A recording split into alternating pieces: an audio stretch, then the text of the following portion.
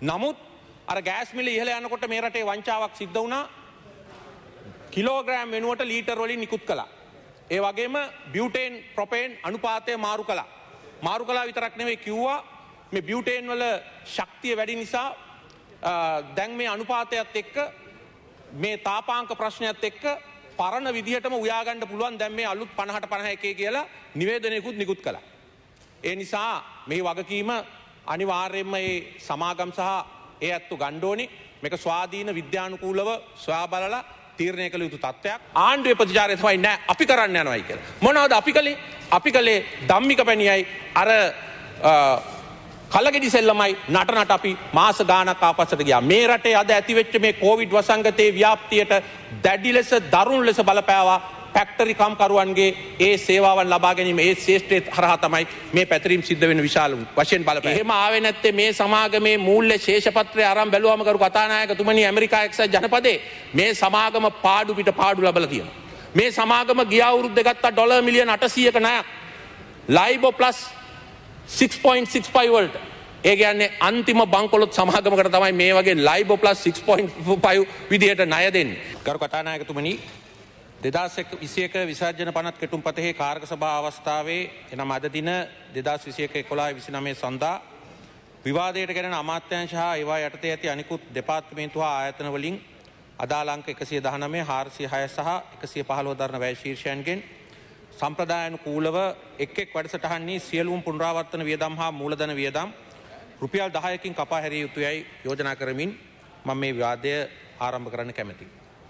කරු කතානායකතුමනි අද මේ රටේ අනුක්‍රමයෙන් මතුවෙච්ච මූල්‍ය අර්බුදයක් ක්‍රමයෙන් දැන් බලශක්ති අර්බුදයක් බවට පරිවර්තනය වෙමින් තියෙනවා.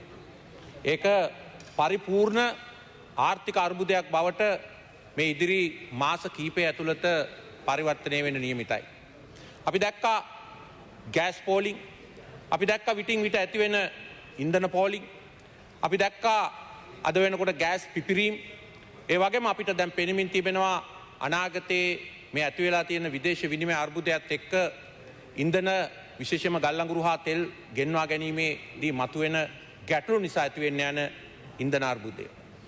ගරු ලසන්ත අලගැවන්න ඇමතුමා සංඛ්‍යාලේඛනයක් කිව්වා 2015 ජනවාරි 1 වෙනිදා ඉඳන් 2021 ඔක්තෝබර් මාසයේ දක්වා මාස 82කදී අනතුරු 203ක් වාර්තා වෙලා තියෙනවා. ඒ කියන්නේ මාසයකට 2.5 අනතුරු. එවනම් මේ නොවැම්බර් මාසෙදී අනතුරු කීයක් දැන් වාර්තා වෙලා තියෙනවද? එහි අසාමාන්‍ය භාවයක් නැද්ද? ඒ අසාමාන්‍ය භාවයට හේතුව කුමක්ද? ඒක අපි දැනගන්න ඕනේ. ඒ වගේම මම මේක විවාදයක් කරගන්න බලාපොරොත්තු වෙන්නේ නැහැ. නමුත් බොහොම පැහැදිලිව අපි දන්න දේ රසායන විද්‍යානුකූලව මේ ප්‍රොපේන් බියුටේන් සංයුතිය වෙනස් කිරීම සම්බන්ධයෙන් ඒ රටවල තියෙන උෂ්ණත්වය ඒ වගේම මේවායේ මේ ප්‍රොපේන් බියුටේන් දෙකේ තියෙන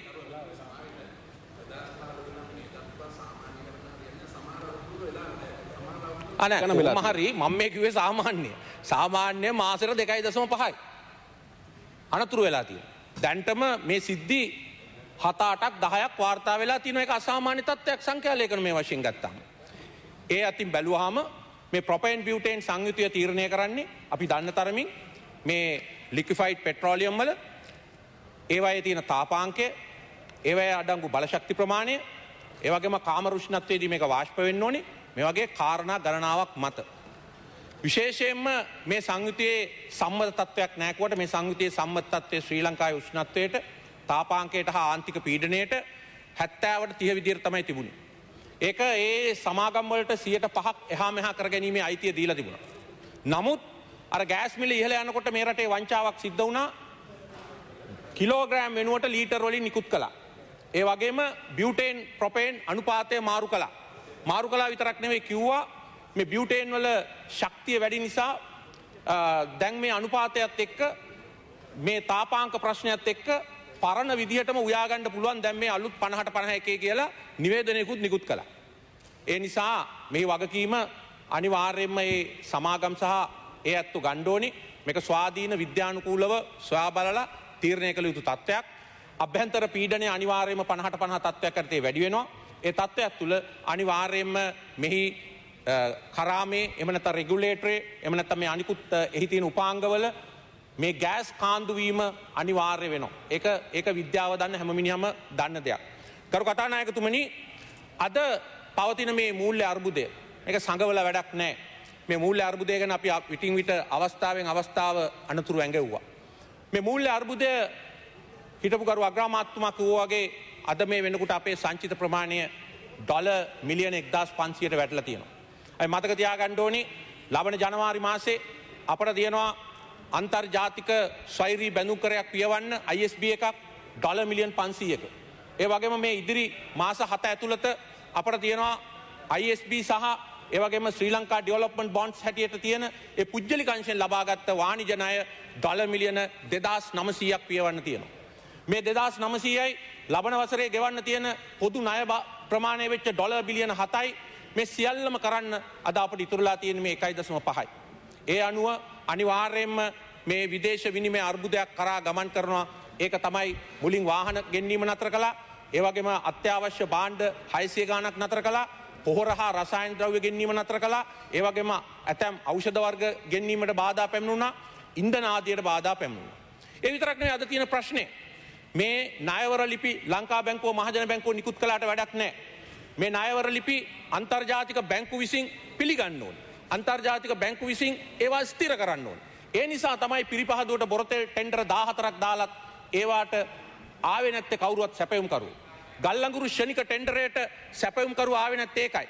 මොකද සැපයුම් කරුවෝ මේ සැපයුම් වලට ඉදිරිපත් වෙද්දී උන්ට විශාල බිඩ් බොන්ඩ් එකක් ගෙවන්න තියෙනවා. ඉතින් ඒගොල්ලන්ගේ විදේශ බැංකුව ලංකා බැංකුව මහජන බැංකුවේ මේ ණයවර ලිපිවල ස්ථාවරත්වය පිළිගන්නේ නැත්නම් එතනින්ම මේ සැපයුම් කරුවෝ අපට සැපයීම් නතර කරනවා. ඒ අනුව මේක තියෙන ලංකා බැංකුව මහජන බැංකුව ණයවර ලිපි නිකුත් කිරීම පිළිබඳ අර්බුදයක් නෙවෙයි. විදේශ බැංකු මේ ණයවර ලිපි පිළිගැනීම නොපිළිගැනීම පිළිබඳ ප්‍රශ්නයක්. ඇයි ලංකා බැංකුවටත් මහජන බැංකුවටත් මේ ඉරණම අත් වෙලා තියෙන්නේ? මම අයවැය ව්‍යාධිත් පෙන්නවා ලංකා බැංකුවත් මහජන බැංකුවත් පත්ල දක්වාම හූරාගෙන ඉවරයි. අන්න ඒ නිසා තමයි අද ලංකා බැංකුවත් මහජන බැංකුවත් අපගේ ස්වෛරී ශ්‍රේණිගත කිරීම අපි පහලෙන් පහලට වැටෙනකොට 2019 B ගණයේ තිබිච්ච අපේ ශ්‍රේණිගත කිරීම C වලට වැටිලා CAA 1 2 3 කියලා ගිහිල්ලා දැන් ඊළඟ ඩිෆෝල්ට් ලෙවල් එකට ගමන් කරමින් තියෙනකොට රාජ්‍ය බැංකු වලට මේ ඉරණම අත්වීම රාජ්‍ය බැංකුත් අන්තර්ජාතික ශ්‍රේණිගත කිරීම වල පහලට වැටීම අනිවාර්යයි. අපි මුලින් බලන්න ඕනේ මේ මූල්‍ය අර්බුදයේ මූලයන් මොනවද කියලා. මේ මූල්‍ය අර්බුදයේ මූලයන් ගත්තොත් අපිට පේනවා අද ඇති වෙලා තියෙන ප්‍රශ්නය මේ විදේශ ණය ආපසු ගෙවා ගැනීමේ අර්බුදය. මේකට හේතු ගණනාවක් තියෙනවා. පළවෙනි එක අපි කවුරුත් පිළිගන්න ඕනේ කොවිඩ් නිසා ඇති වෙලා තියෙන ජාත්‍යන්තර හා ජාතික තත්ත්ව. හැබැයි ඒක එකම හේතුව නෙවෙයි. කොවිඩ් නිසා සංචාරක ව්‍යාපාරය අඩපණ වුණේ අපේ රටේ විතරක් නෙවෙයි. මාලදිවයිනේ අඩපණ වුණා. තායිලන්තේ අඩපණ වුණා. ඒ කිසි රටක ලංකාවේ වැනි ප්‍රශ්නයක් මතුවෙලා නැහැ. ඒ වගේම විදේශ ශ්‍රමිකයන්ගේ සම්ප්‍රේෂණ අපිට වඩා වැඩියෙන් ලබා ගන්න බංගලිදේශයේ ඇඟලුම් ශේෂ්ත්‍රය අපට වඩා වැඩියෙන් ලබා ගන්න බංගලිදේශයේ මෙවැනි අර්බුදයක් පැන නැගිලා නැහැ. එහෙනම් අපේ සුවිශේෂී ප්‍රශ්නයක් තියෙනවා. ඒක අපි පළමුව අවබෝධ කරගත යුතුයි. කොවිඩ් වලට මුවා වෙන්න කලින් අපි ඇත්තම ප්‍රශ්නය අවබෝධ කරගත යුතුයි. ඒකේ ප්‍රධානම කරුණු දෙකක් තියෙනවා. එකක් මේ ආණ්ඩුව විසින් අනුගමනය කරපු මූල්‍ය ප්‍රතිපත්තිය. මේ ජනාධිපතිතුමා බලයට පත් වෙලා දින 15ක් යනකොට මේ රටේ ඉහළම ධන කුවේරයින්ට ඉහළම ගණේ බදු සහනයක් ලබා දුන්නා. ඒ මගින් රාජ්‍ය ආදායමේ 40%ක් අහිමි කරගත්තා. ඒ හරහා ලෝකයටත් රටටත් වෙළඳපොළටත් ලබා දුන් පණිවිඩය තමයි ලංකාවට දැන් ණය ගෙවා ගැනීමේ හැකියාවක් නැති බව. ඒ නිසා අපි එතනින් පහළට ගමන් කළා. ඒ වගේම කොවිඩ් මර්ධනය ගැන ඉහළින් කතා කළාට කොවිඩ් මර්ධනය තාම අවිද්‍යාත්මකව කළේ. විශේෂයෙන්ම මේ රටේ වැඩ කරන ජනතාව අපනයන ශේෂ්ත්‍රයේ කම්හල්වල ඒ සියලුම දෙනා එකඟ වුණා 2020 නොවැම්බර් මාසෙදී තමන්ගේ වැඩ කරන ජනතාව තමන්ගේ වියදමින් ඒ අය එන්නත් කරණය කරන්න. ඒ සඳහා ඩොලර් මිලියන 30ක් ඒ සමාගම් විසින් ලබා දෙන්න කටයුතු කළා. මොකක්ද ආණ්ඩුවේ ප්‍රතිචාරය? ආණ්ඩුවේ ප්‍රතිචාරය තමයි නෑ අපි කරන්න යනවායි කියලා. මොනවද අපි කළේ? අපි කළේ ධම්මික පැණියයි අර කලගෙඩි සෙල්ලමයි නටනට අපි මාස ගානක් ආපස්සට ගියා. මේ රටේ අද ඇතිවෙච්ච මේ කොවිඩ් වසංගතයේ ව්‍යාප්තියට දැඩි ලෙස දරුණු ලෙස බලපෑවා ෆැක්ටරි කම්කරුවන්ගේ ඒ සේවාවන් ලබා ගැනීම ඒ ශේෂ්ත්‍රයේ හරහා තමයි මේ පැතිරීම සිද්ධ වෙන විශාල වශයෙන් බලපෑවේ. ඇත්තරම එන්නත් තුනක් 2020 නොවැම්බර් මාසේ සොයාගත්තා. ඒ එන්නත් 20 සොයාගන්නකොට ලංකාවේ මියගිය ප්‍රමාණය 200කට ආසන්න ප්‍රමාණයක්. ඒවා විධිමත් විදියට මුල් මාස 3-4 ලබා දෙන්න කටයුතු කළා නම් මේ 14,000ගේ ජීවිත විතරක් නෙවෙයි අද මේ රටේ පත් වෙලා තියෙන මේ ආර්ථික තත්ත්වෙනුත් අපිට ගැලවෙන්න ඉඩකඩ තිබුණා. ඒ වගේම අපි 2016 මූල්‍ය අරමුදලේ සරණට ගියා. මේ මූල්‍ය අරමුදලේ සරණ ගැන කියනකොට මේක දේශද්‍රෝහී වැඩක්, එහෙම නැත්නම් මේක ධනවාදීන්ගේ වැඩක්, එහෙම නැත්නම් මේක මේ ඇමරිකාවට යටත් වෙන වැඩක් වගේ සටන් පාට අපිට ඇහෙනවා ආණ්ඩුව පැත්තේ. අමතක කරන්න එපා 2008 දී මේ ගරු මහින්ද රාජපක්ෂ ජනාධිපතිතුමාත් ඒ අවස්ථාවේ මේ ආන්තර්ජාතික මූල්‍ය අරමුදලේ සරණට ගිය බව මම යෝජනා කරන්නේ අන්තර්ජාතික මූල්‍ය අරමුදලේ සරණට යන්න කියලා. නමුත් මේ අන්තර්ජාතික මූල්‍ය අරමුදලේ සරණට 2008 ගියා අතිගරු ජනාධිපති මහින්ද රාජපක්ෂ මැතිතුමා. ඒ නිසා මේක මෙවැනි ආකාරයේ විවේචන කිරීම තර්කානුකූල නොවන බව ප්‍රකාශ කරන්න ඕනේ. ඒ වගේම ඒ අන්තර්ජාතික මූල්‍ය අරමුදලේ රැකවරණේ අපි ඉවත් වුණා. අපිට ඒක ලබාගෙන තවත් ඒකේ දිගුවක් ලබා ගන්න ඉඩ තිබුණා. අපි ඒකෙන් ඉවත් වුණා. ඉවත් වුණා විතරක් නෙවෙයි. වැදගත් ජාත්‍යන්තර ව්‍යාපෘති වලින් බොහොම හිතුවක්කාර දඩබ්බර ලෙස ඉවත් වුණා. ජයිකා ව්‍යාපෘති වලින් ඉවත් වුණා.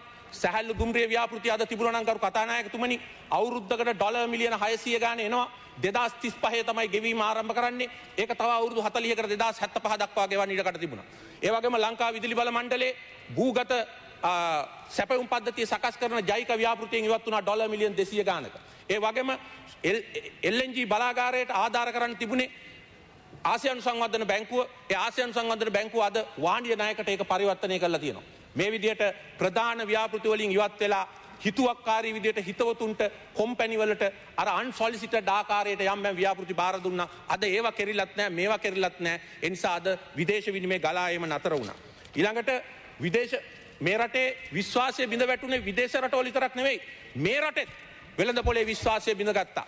භාණ්ඩාගාර බිල්පත් භාණ්ඩාගාර බැඳුම් කරවලට අද මේ රටෙන් ඉල්ලුමක් නැහැ. ඒක නිසා තමයි ඉතිහාසගත වෙන විදිහට අද වෙනකොට රුපියල් බිලියන 1500කට අධික ප්‍රමාණයක් අච්චු ගහන්න සිද්ධ වුණේ දේශීය වෙළඳ පොලෙන් ණයට ගැනීමට මහ බැංකුව අසමත් වීම නිසායි. ඒ නිසා තමයි මේ දවන්ත උද්දමනයකට ආසියාවේ වැඩිම උද්දමනයකට හේතුභූත වුණේ. ඒ නිසා ජාත්‍යන්තර කට්ටිය අපි ගැන කලකිරීම විශ්වාසය බිඳ වැටීම විතරක් නෙවෙයි දේශීය වශයෙන් උත් ඒ විශ්වාසය බිඳ වැටලා ඉවරයි. ඒ වගේම මේ මෑතදී සිදු කරගත්ත මේ අවිද්‍යාත්මක කෘෂි ප්‍රතිපත්තිය ඒක තුලින් ඇති කරගත්ත ආහාර අර්බුදය ඒක විසඳීම සඳහා කරපු ඒ කටයුතුත් එක්ක තවත් අපේ ඩොලර් ප්‍රමාණය නාස්ති වීම තමයි තිබුණේ.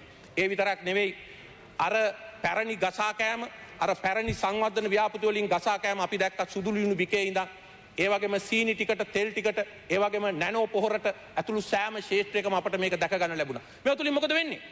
මේවා තුලින් මේ රට නීතිය ක්‍රියාත්මක වෙන තැනක් නෙවෙයි.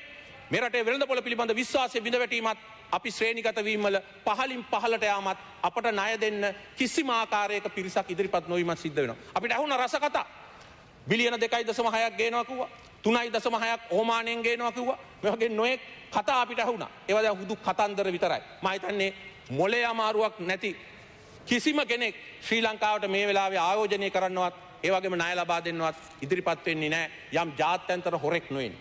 ඒක නිසා අපි මේ පත් වෙලා තියෙන අර්බුදයේ පක්ෂ විපක්ෂ ભેදෙන් තොරව අවබෝධ කරගත යුතුයි. එහෙම අවබෝධ කරගත්තොත් විතරයි අපිට විසඳුම් හොයන්න වෙන්නේ. මොකද මේ ආර්ථිකය කඩා වැටුනොත් රට එක දවසකට හෝ බුම්බත් වුනොත් බංකොලොත් වුනොත් එහි වගකීම යන්නේ මේ 69 ලක්ෂයටවත් මේ ආණ්ඩුවට විතරක් නෙවෙයි. ලක්ෂ 220ක් වෙන අප සියලු දෙනාටම එහි වගකීම දරන්න වෙන බව ප්‍රකාශ කරන්න ඕනේ.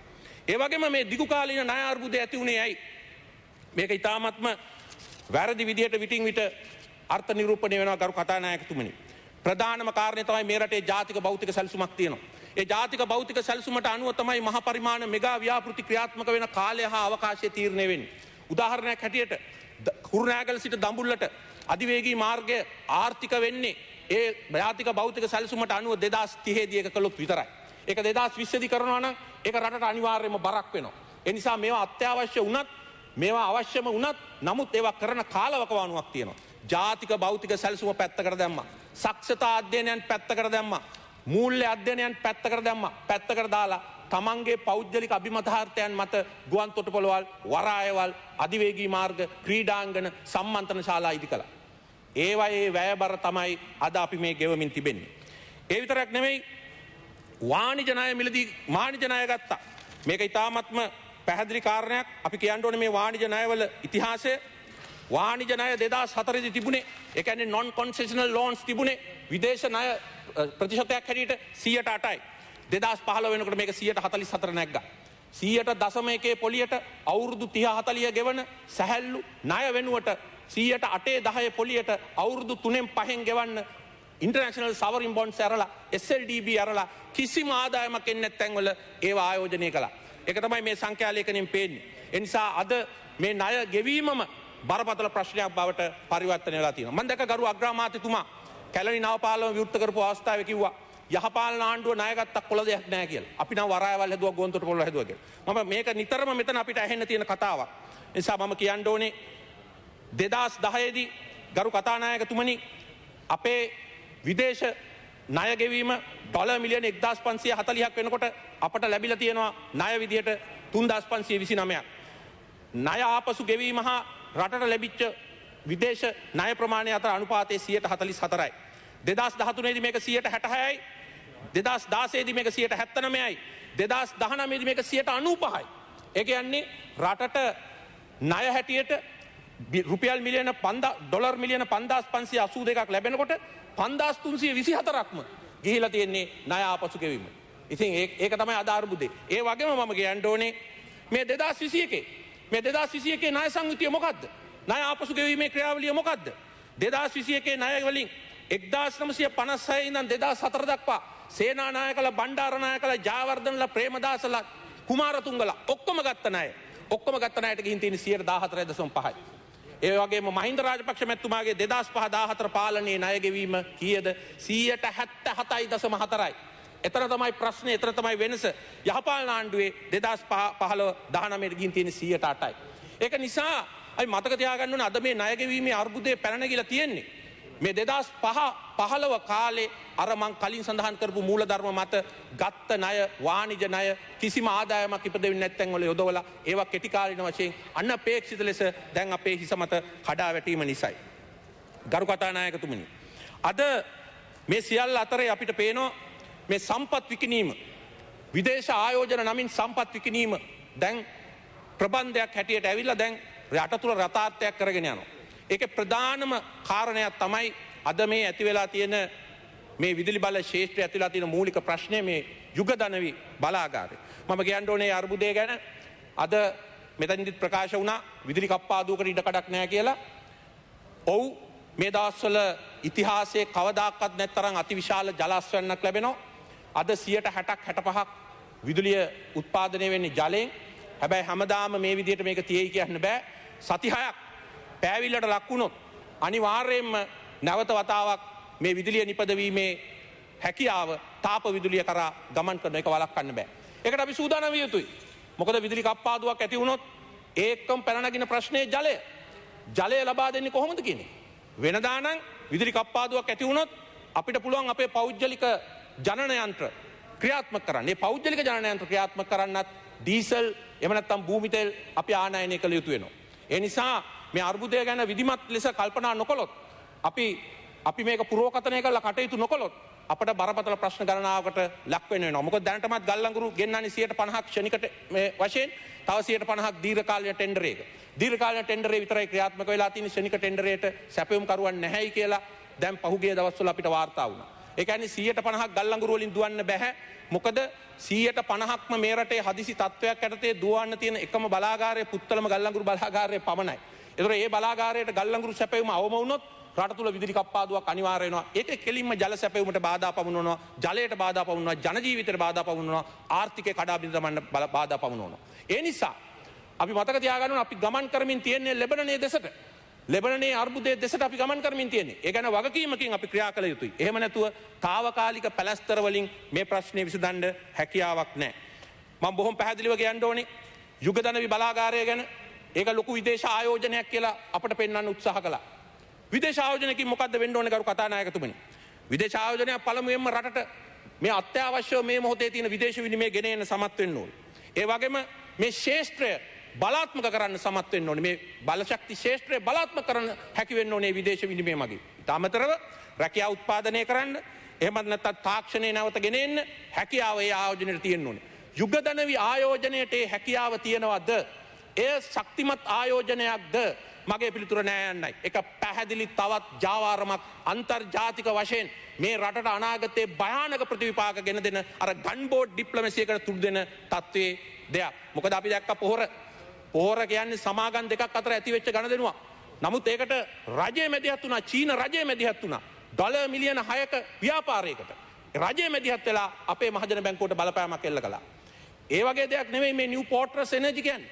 මේ රටේ බලශක්ති ශේෂ්ත්‍රයේ, මේ රටේ ස්වභාවික වායු සැපයුම් ශේෂ්ත්‍රයේ ඒකාධිකාරය ලබා ගන්නට යන ක්‍රියාවලියක් තමයි ඒ තුල දකින්න තියෙන්නේ. මොකද්ද පළවෙනි පියවර? පළවෙනි පියවර තමයි දැනට ක්‍රියාත්මක වෙන යුගධනවි බලාගාරයේ කොටස් 140ක් ඩොලර් මිලියන 250කට ගත්තා කියලා තමයි අපිට කිව්වේ. මේ වාර්තාව අපේ ගිවිසුම මේ සභාගත කරේ නැහනේ. අද මේ වෙනකන් ගිවිසුම සභාගත කළා නැහැ. විදුලි බල මණ්ඩලයේ සභාපති කියලා තියෙනවා මේකේ මේ අප්‍රකාශිත දෙයක් කියලා. අප්‍රකාශිත දේවල් වෙන්න බෑ. විදුලි බල මණ්ඩලයේ සභාපතිතුමාට ඕස්ට්‍රේලියාවේ තියෙන එතුමාගේ දේපොළ, එහෙම නැත්නම් බැසිල් රාජපක්ෂ මහත්තයාට ඇමරිකාවේ තියෙන එතුමාගේ දේපොළ සම්බන්ධයෙන් ඒ වගේ අන්ඩිස්ක්ලෝස් එග්‍රීමන්ට් වලට යන්න පුළුවන්.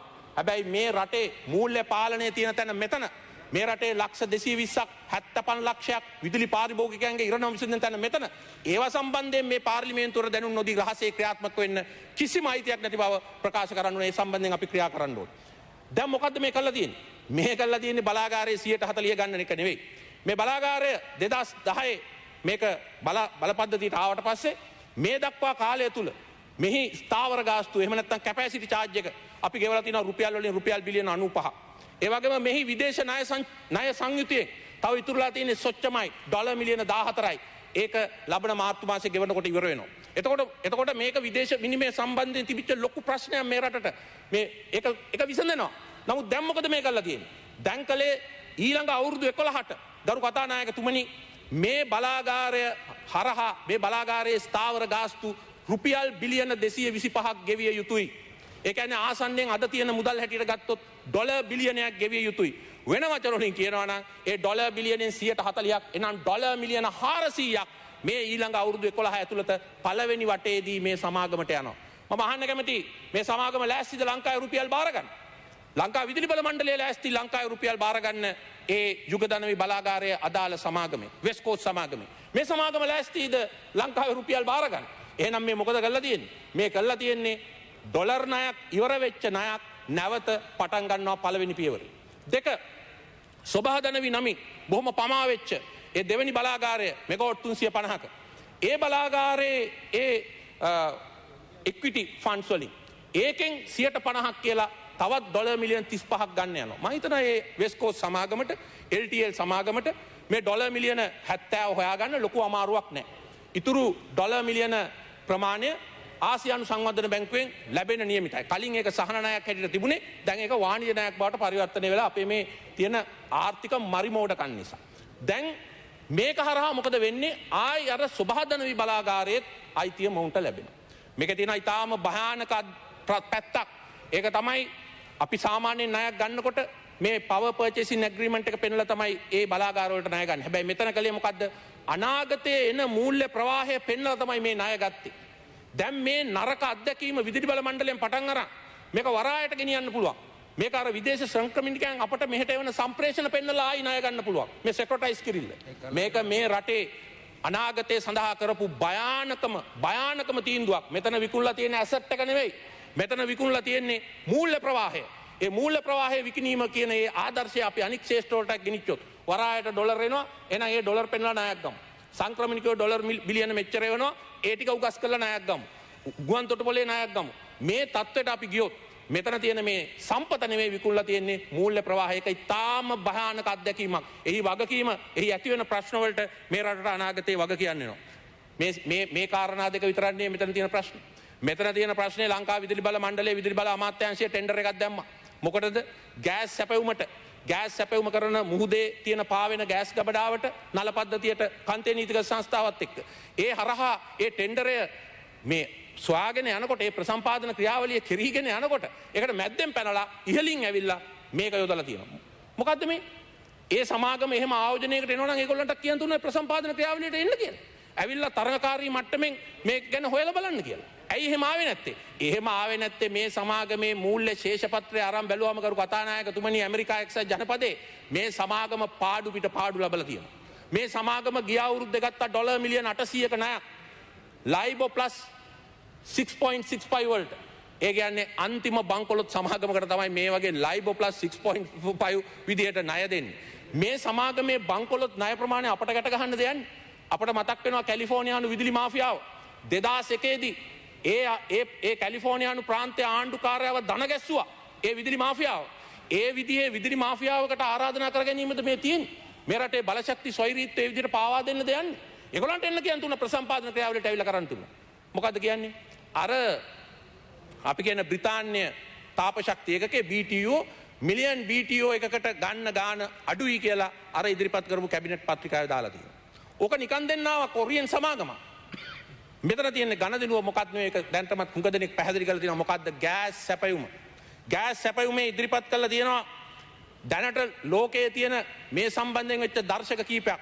ඇමරිකා එක්සත් ජනපදයේ පාවිච්චි කරන්නේ හෙන්රි හබ් එක. හෙන්රි හබ් දර්ශකයට තව එකතු කරන්න කියලා තියෙනවා කීයක්ද? 5.5 ඩොලර්. ඒක පැහැදිලි කරලා නැහැ. අද එතකොට මේ බලාගාර දෙක 600යි ඊට අමතරව ලංකා විදුලි බල මණ්ඩලයේ සපුගස් කන්දේ ඒ වගේම ඒ පවතින දැනට දැවිතෙල් බලාගාර ඔක්කොම එකතු කළාම මේකට වාර්ෂිකව මිලියන් MBTU අවශ්‍ය වෙනවා 46 ඉඳන් 58 දක්වා කියලා පෙන්වලා දීලා තියෙනවා. ඒ කියන්නේ ඇවරේජ් එක 52යි. මිලියන් MBTU 52 වැඩි කරන්න 5.5න් වාර්ෂික ලාභය ඩොලර් මිලියන 250යි. කොහොමද වැඩේ? 250ක් දාලා වාර්ෂික ලාභය මිලියන 250ක් එළියට අදිනවා. කොහොමද සෙල්ලම්? මේ අපි ගොන්නු කියලා හිතන් ඉන්නවද? මේ ශේෂ්ඨය දන්නේ නැහැ කියලා හිතන් ඉන්නවද? අපි බොහොම පැහැදිලිව කියනවා මේක මේ ඉතිහාසයේ සිදු කරන මේ රට වටන්න සිදු කරන භයානකම දෙයක්. මෙහෙම තමයි ඇග්‍රිකෝ එක ආවේ. 1996 විදුලි අර්බුදය වෙලාව ඇග්‍රිකෝ එක ආවේ. කොච්චර අමාරුවෙන්ද ඒ ඇග්‍රිකෝ සමාගම අපි ආපහු අරගත්තේ. ඒ ඇග්‍රිකෝ එක යවලා උතුරු ජනනී නමින් බලාගාරයක් හැදුවේ මගේ දූර කාලේ කාලේ. මට ලොකු බලපෑමක් ආවා ඒකට. මේවා ගොඩ බැස්සට පස්සේ අයින් කිරිල්ලා අවුරුදු 5න් කරන්න බෑ. ඒක තමයි කතාව. ඒ නිසා මේ පිළිබඳව වැදගත් කතිකාවතක් මේ රටේ තියෙනවා. අපේ බලශක්ති ඇමතුමා නිතරම කියනවා මේ අපේ කලාපයේ තියෙන මේ ගෑස් තෙල් සම්පත ගොඩ දාන්න ඕන. මේක නැවත අරගන්න. හොඳයි බොහොම හොඳයි. මේක 1960 ඉඳන් කියන දෙයක්. දැන් මන්නාරම් ද්‍රෝණියේ 2011 සැප්තැම්බර් මාසේ ස්ථාන දෙකක ගෑස් සංචිත හම්බ වුණා. ඒ ගෑස් සංචිත තියෙන්නේ මධ්‍යස්ථ ප්‍රමාණයන්ගේ. විදේශ ආයෝජකයෙකුට ඇවිල්ලා ගොඩ ගන්න පුළුවන් තත්ත්වයක නැහැ. හැබැයි මේ ගෑස් සංචිත වලින් මේ ලංකා විදුලි බල මණ්ඩලයේ ගෑස් සැපයුම සාක්ෂාත් කරගන්න පුළුවන්. ඒ හරහා ඒ කටයුත්ත කරගන්න පුළුවන්. එතකොට මේ රටේ ගෑස් සම්පත අපි පාවිච්චි කරන්න යනවනම් ඒකට ඉන්න ප්‍රධානම පාරිභෝගිකයා තමයි ලංකා විදුලි බල මණ්ඩලය. ඒ ආකාරයට අපි කටයුතු කළා නම් ඒට අවශ්‍ය වෙන ආයෝජනය අපි කළා නම් අපිට අනිවාර්යයෙන්ම මේ රටේ මේ ගෑස් සංචිත පිළිබඳ මේ අර්බුදය මේ තියෙන ගෑස් පිළිබඳ ප්‍රශ්න පිළිබඳ ස්වයංපෘෂ්ඨතාවය මේ බලශක්ති සුරක්ෂිතතාවය කරු මන්තුමා උදේ විනාඩි 2යි තව තියෙනවා. බලශක්ති අවශ්‍යතාවය අපිට ඉටු කරගන්න තිබුණ කරු කතානායකතුමනි. ඒ නිසා එක පැත්තකින් ආණ්ඩුව කියනවා රටේ ගෑස් සම්පත හොයාගෙන යනවා ගෑස් සම්පතෙන් ප්‍රයෝජන ගන්නවා කියලා. ආණ්ඩුවේ අනිත් පැත්ත කරන්නේ මොකද්ද? ගෑස් සම්පත ඇමරිකා එක්සත් ජනපදයේ මේ අප්‍රිකාවෙන් ගෑස් ගෙන්නන්න යනවා තුට්ටු දෙකට. මෙන්න මේක තමයි අද අපිට දැක ගන්න ලැබෙන මේ විසංවාදය. ඒ නිසා මේ යුගදනවි ඩීල් එක පැහැදිලි මෙගා ඩීල් එකක්. මේ ඩීල් එක කිසිසේත්ම මේ රටේ බලශක්ති සුරක්ෂිත භාවයටවත් මේ රටේ විදේශ විනිමය ආයෝජනයටවත් ඒ වගේම මේ රටේ රැකියා උත්පාදනයට අනිකුත් ක්ෂේත්‍ර වලටත් ලංකා විදුලි බල මණ්ඩලයටවත් ඒ වගේම මේ රටේ අනාගතයටවත් කිසිම ආකාරයකින් දායක වෙන දෙයක් නෙවෙයි. ඒ වගේම මම කියන්න ඕනි මේ හා බැඳිලා මේ විදේශ විනිමය අර්බුදයත් එක්ක බැඳිලා ඉන්ධන අර්බුදයක් මතු වුණොත් ඒ ඉන්ධන අර්බුදය හරහා රටේ ආර්ථිකය ආපසු හරවාගත නොහැකි තත්වයකට පත් වුණොත් ඒක ඉතාමත්ම භයානක දෙයක් වෙනවා. ගරු කතානායකතුමනි ග්‍රීසිය 2011 දී බංකොලොත් වුණා. 4 වතාවක් ආණ්ඩු මාරු වුණා. විවිධ ආකාරයේ සංධාන බිහි වුණා. ලොකු ජර්මනිය යුරෝපයේ ලොකු රටවල් ඒ පිටිපස්සේ හිටියත් ඒ රට ගොඩ ගන්න අවුරුදු ගණනාවක් ගත වුණා. අද ලෙබනනයට ඉරණම අත් වෙලා තියෙනවා. ලෙබනනේ ගලවා ගන්න අරාබි ලෝකයේ ධනවත් රටවල් ඉදිරිපත් වෙලා නැහැ. ඒ රටවල් වලට කරන්න පුළුවන් දෙයක්වත් නැහැ. ඒ නිසා මේ අපිව ගලව ගන්න අහවල් රටේයි කියලා අපි කල්පනා කරලා වැඩක් නැහැ. අපි මේ පාර්ලිමේන්තුවේ වගකීම තියෙනවා පාර්ලිමේන්තුවේ 148 වෙනි ව්‍යවස්ථාවේ වගන්තිය අනුව මේ අර්බුදයට විසඳුම් හොයන්න. ඒ නිසා අපි මේ රට බංකොලොත් වෙයිද අපි කරනවා කියන ආඩම්බර ප්‍රකාශ නෙවෙයි. මේ බංකොලොත් වීම කරා ඉන්ධන අර්බුදයක් කරා ගමන් කරමින් තියෙන මේ රටට නිශ්චිත විසඳුම් වලියක් අයවැයෙන් අපි බලාපොරොත්තු වුණා. ගරු මුදල් ඇමතුමාගෙන් ඒක සිද්ධ වුණේ නැහැ. නිශ්චිත විසඳුම් වලියක් ලබා දෙන්න නැත්නම් ඡන්දය දීපු 69 ලක්ෂයයි මේ පැත්තට ඡන්ද දීපු 55 ලක්ෂයයි අනික් කට්ටිය යන්නේ මේ ලක්ෂ 220ම අනාගතය. ඒ වගේම මේ රට දාලා යන්න පෙළ ගැහිලා ඉන්න අපේ දරුවන්ගේ අනාගතය වෙනුවෙන් ඒ කටයුත්තට නිශ්චිත යෝජනාවලියක් ඉදිරිපත් කරන ලෙස මේ ගරු සභාවෙන් මම ඉල්ලා සිටිනවා. බොහොම ස්තුතියි. අනුරූපී දර්ශන අපමැතිතුමා. අරු කතානායකතුමනි ඉතාමත්ම වැදගත් අංශ